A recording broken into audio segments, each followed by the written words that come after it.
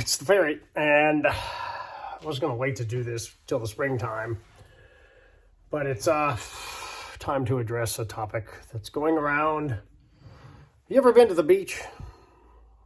Stand there right in the wash, and occasionally you got to pick your feet up because the sand's washing out from under your feet, but you're kind of standing on solid ground. Time to target. The argument that if you shoot a faster arrow that's faster in the thousandths place than an arrow that's a little heavier is the last remaining little tiny soapbox in the crazy heavy arrow versus light arrow world. Because the animals vote. Stay tuned. More logic and sarcasm. And you probably ought to buy yourself a dadgum Ranch Fairy shirt or sweatshirt. Look in the description below or whatever. There's a banner down there. Who doesn't want one of those?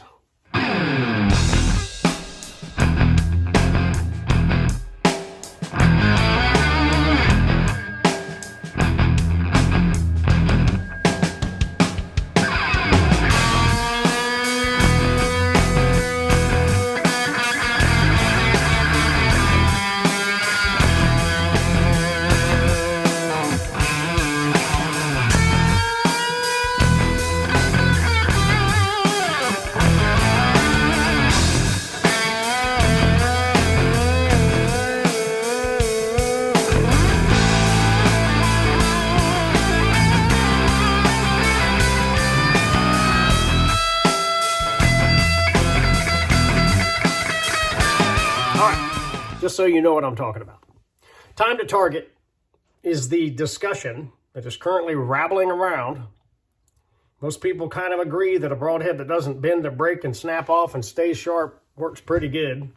But there are a lot of people out there who are literally making spreadsheets and saying, getting some calculator tool or whatever, and they're saying this arrow would go this fast, this arrow would go this fast, this arrow would go this fast. And if the deer jumps the string, and is lowering, then the faster arrow would get there in a hurry. Again, out to the thousandth place, and might be, a little lower in the target, assuming you aim right at the elbow of the deer, right in the vital V, right? Yeah, this way. Let's say this is where you're supposed to aim, and when the deer drops, theoretically, a fast arrow would hit here, a slower arrow would hit here, and a really slug, Ranch Fairy style spear would hit in the upper third because it's so slow. Great. That's fantastic. This assumes that the target is moving at a constant rate of speed.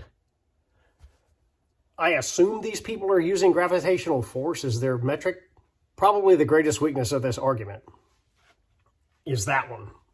That we are dealing with a consistent dropping force, as if you dropped a sandbag off of a building and shot at it.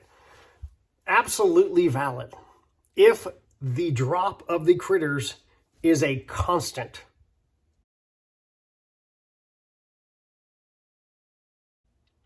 Sometimes they stand there. Sometimes they twitch a little bit.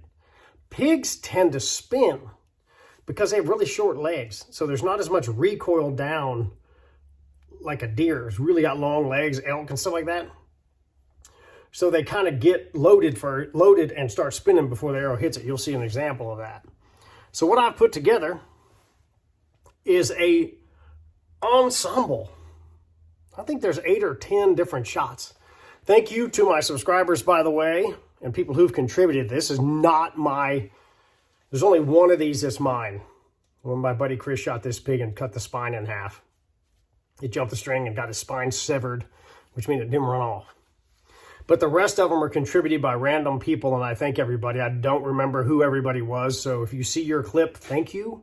I really appreciate you contributing to the Ranch Fairy crazy world of educating people on pretty basic topics that just seem to get by because people want to believe things more than they want the facts.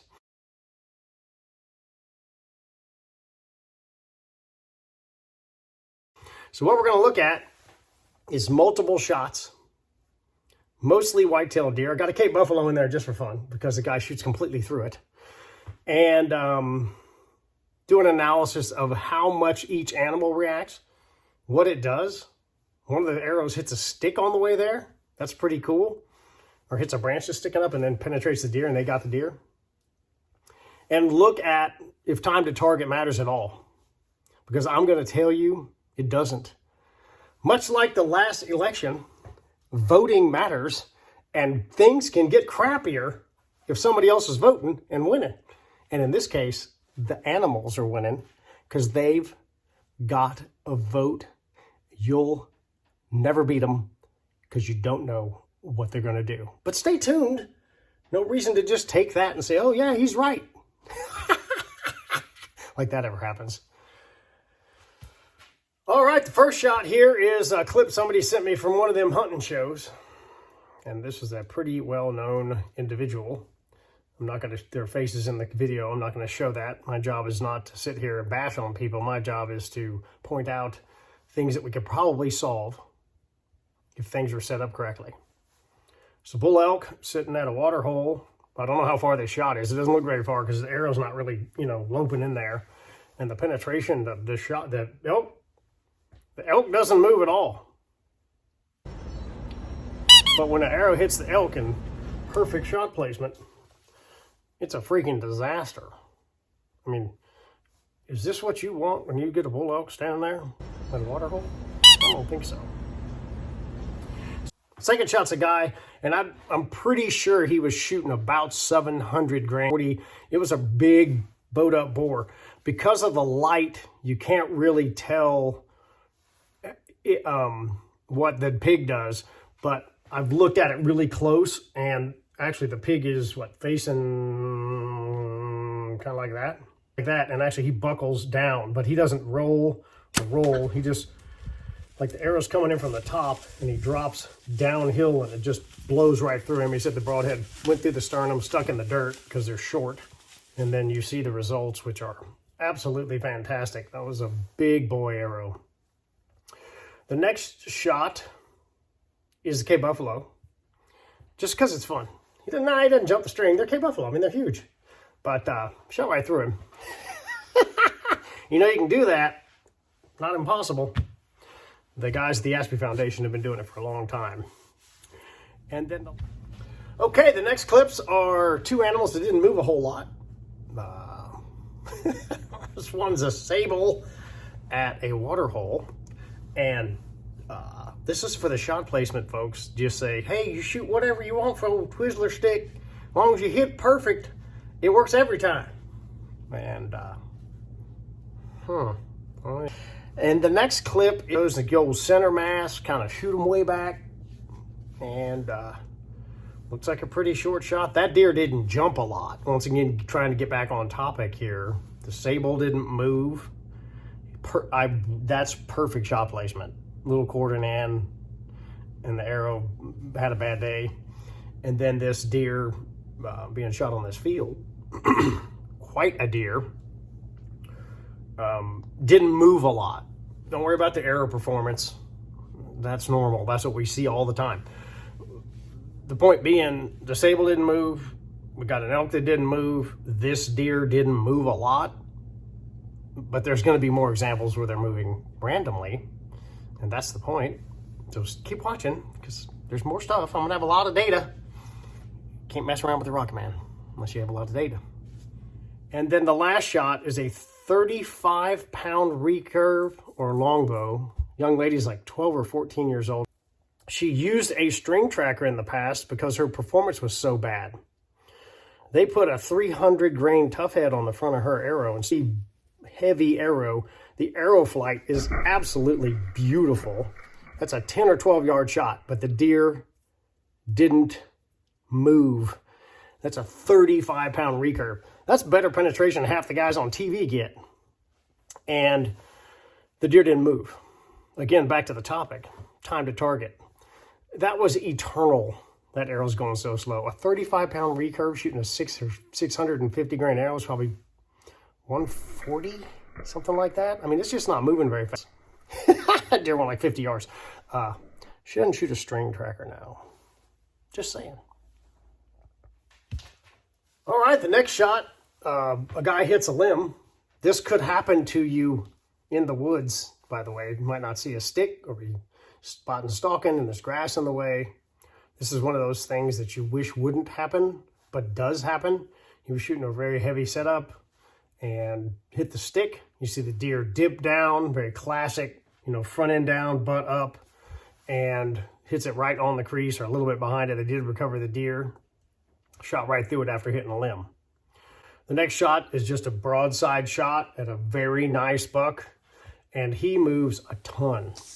So you see the line there goes halfway up his body with the arrow fletch. I couldn't catch it one frame earlier. I couldn't get it slowed down enough. So you see the fletchings in the deer. So for you guys that are, splitting hairs here, yeah, the line's a little higher than it would have been, but that deer jumped a lot, half his body, right? That's a big miss because the deer voted. And then the next shot is, again, a shot from a clip off of a television show. You notice a nice mowed field, all that stuff. You got the soybeans, you got the maize, you got whatever. I always get a kick out of some of the pro guys and some of the guys on the message boards who make fun of the deer feeder guys, but they, have a $50,000 tractor and land to plow a field and all that stuff. Anyway, it's pretty clear here that is not the heavy arrow. That is a Twizzler with a very heavily marketed flapper on the front. You're telling me he was expecting that deer to jump that much? That is not a slow arrow. That is not an adult arrow. That is a classic shop style flapper on the front, goes fast as you possibly can arrow, and you still see the result. It is amazing how variable the animal reactions are. Again, time to target on that last one was really fast. And boink, is that what that's called? A boink? A schlinger? I like schlinger better. We'll call it a schlinger. I'm not really making fun of the hunter himself. I'm just saying, back to my point, variability, the animals are voting. Oh, but we're not done yet, because that's probably not enough shots for people to be totally convinced that the animals are voting. Stay on, hang on, we got more. Like this content, I suggest you go to one of my playlists. 3 that I might suggest: the Quartering 2 Shot Series, my study of long-range arrow performance, which is a study of energy and speed and everything as the arrow goes down range. And then also look at my high FOC arrow building playlist. It's got great information. And to get you started on this crazy journey, start digging a hole, looking for a shovel, and when you get to that shovel, your efficiency in the bow hunting world and on-meat performance will skyrocket. I promise. The next shot is one of the first clips I ever received, and I know this is a recurve. I don't know anything about the arrow specs, but you can see this deer starts to dip as the arrow's approaching. So it is a much slower arrow just by virtue of it being a recurve. It could have been a fast recurve. It's really interesting to see that this slower recurve shot, impact point on the body vertically. And then the previous one with a very fast as you can go, mechanical, classic kind of standard deal for the industry these days. Impact point is almost identical. So if time to target mattered, theoretically, the fast arrow with the mechanical would have gotten there faster and done its job.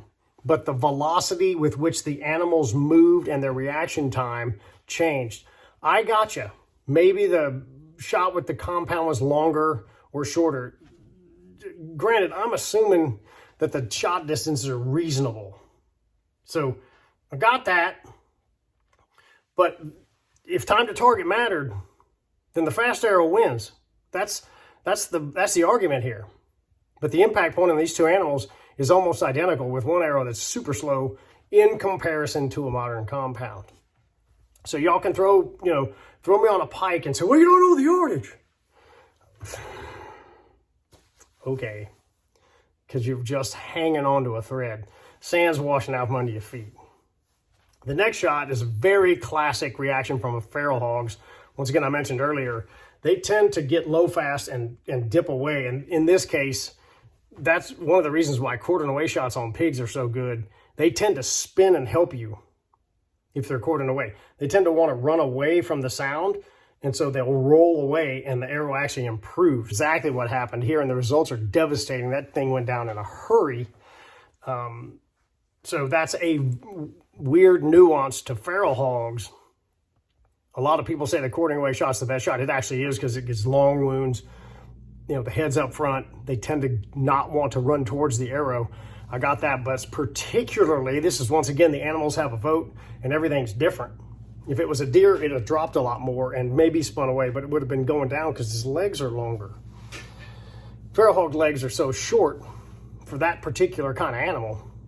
They tend to get loaded fast and then dip away and actually help you. I've had this happen a ton, but they're slightly quartering, and by the time it gets there, they're quartering, and it just drives, like, ends up right here, you know, and goes out this area of the shoulder, and just devastating results because they help you because they can.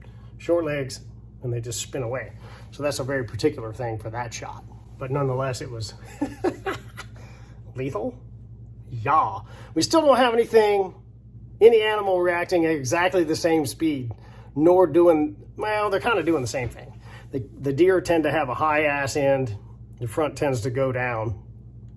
But we're not seeing a whole lot of consistency. I guess the only consistency I've seen amongst the different animals is it's very classic to kind of backstrap them.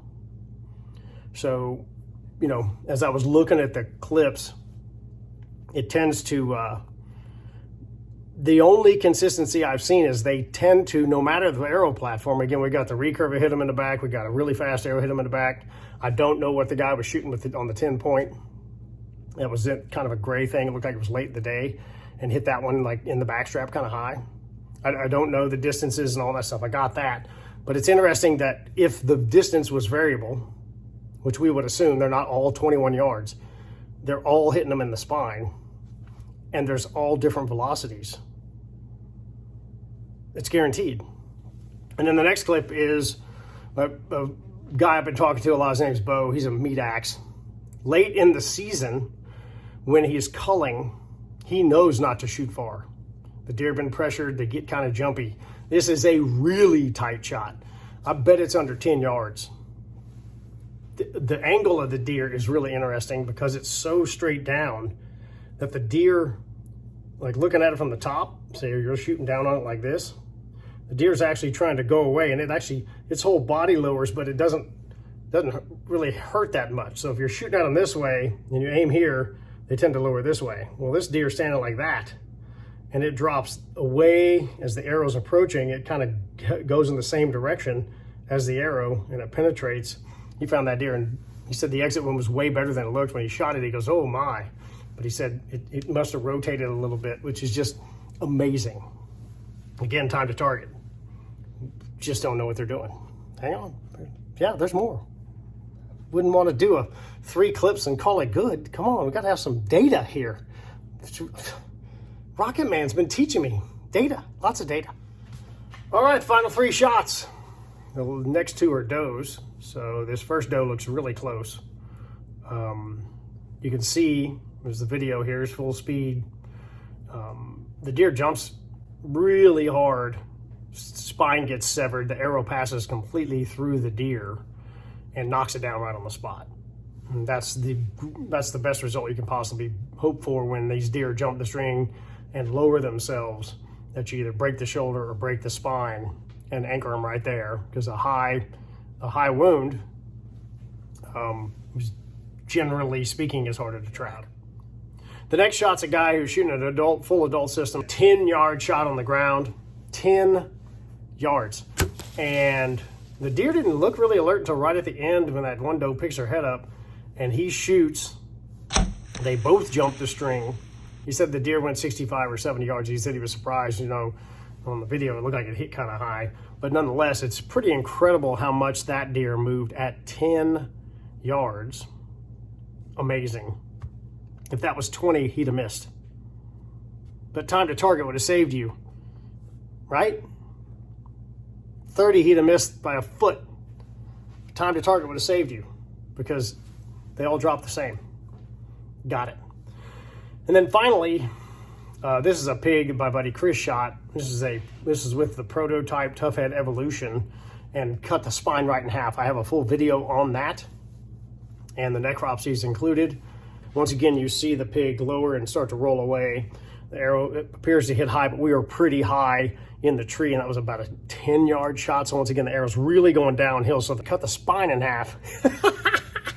And she didn't go anywhere, as you can see, because Chris is happy.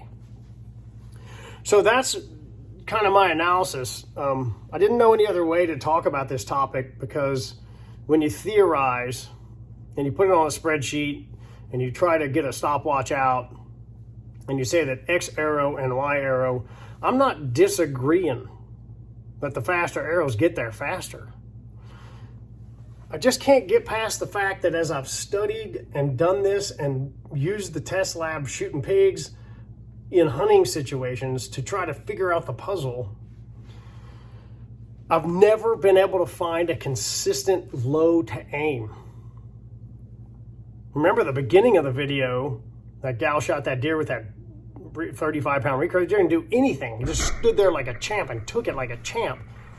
I didn't show any more clips on here. There's a couple, but I didn't intentionally have a string of clips that showed when they stand still. Because if all of the animals in this video would have stood still, time to target is not a discussion point. But since the animals voted, and some of these shots are 10 yards, right? 12, 15 yards, and they're really moving a lot. So we got super fast arrows, we got trad bows, which are super slow, and then we've got a mixture of different arrow weights. The only arrow I think in there that was like 700 grains is that green pig. I know that was a hammer pig, because he was just like, that was awesome. I just right through the shoulder, anchored in the dirt, and pig ran 35 yards and tipped over and then went like that. I know that arrow was super heavy and a compound. But it's a vast array of bow systems, arrow masses. If I had to guess, the Ranch Fairy input, the standard arrow masses that I get in, very few people are over 600. It's somewhere between 530 and 600 grains. That's because, despite all the idiots out there, I have been preaching perfect arrow flight first. Try to get to 550 or greater by using the mass in the front, adult broadheads, and get them sharp for about 3 years now. The 700 grain arrow, devastating? Yeah, it is. With an adult broadhead on there, you're going to break stuff. This isn't about that. This is about time to target. Sit around with your spreadsheets, get out an abacus, whatever it takes, thermonuclear engineer, get somebody super smart. The deer vote. The deer vote. People hit sticks like that one video. You're cold, it's wet. The wind might blow. There's so many variables. The greatest one being, how amped up are the animals? Here's what I suggest. Get an arrow platform that can handle the widest variety of impact points, because you will never beat them. Because you don't know what they're going to do. Get it sharp, get it flying perfect, aim for the vital V, and let it play out. You'll never beat them. Especially deer and stuff like that, the jumpy stuff.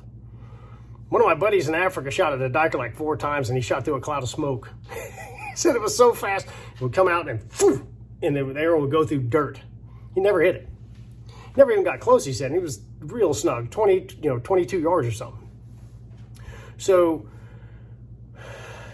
I guess that's all there is to say. If you don't believe after those video clips that the animals are voting in the thing, and that time to target's going to save you, I can't fix that. I used video stuff, and it wasn't my video, so I didn't rig the system. This is stuff people sent me from all over the country. All right, well, if you want to subscribe, you can. If you don't, I consider this to be a moderately inexpensive free country. It's America. So we're still free. At least that's what they tell us. And onward ho, I guess. I'll do more videos like this. Looking forward to the stupid comments below. So if you have some dumb comment where the sand's washing out from under your feet, but you're still grabbing on with your toes on trying to not let it wash out because the water's pulling it out from under your feet, that's fine. Comment below, it's great. If you say something real idiotic, I will blast you. If you have something that's moderately well thought out, I'll say, hey man, that's a good idea. But pretty much a scorched earth. See, the cool thing about the comments section is it's a dictatorship. So if you want to say something dumb, I'm going to come back and smack you upside the head and say something dumber. Some of the strings have been awesome. All right, I got to go. I got to go in and edit now. It takes forever. And like I said, subscribe if you want to. Get your Ranch Fairy shirt. Shoot Bill's Arrow shirt. They're right below. Thanks for watching. Bye. Yeah, I guess that's all you can say.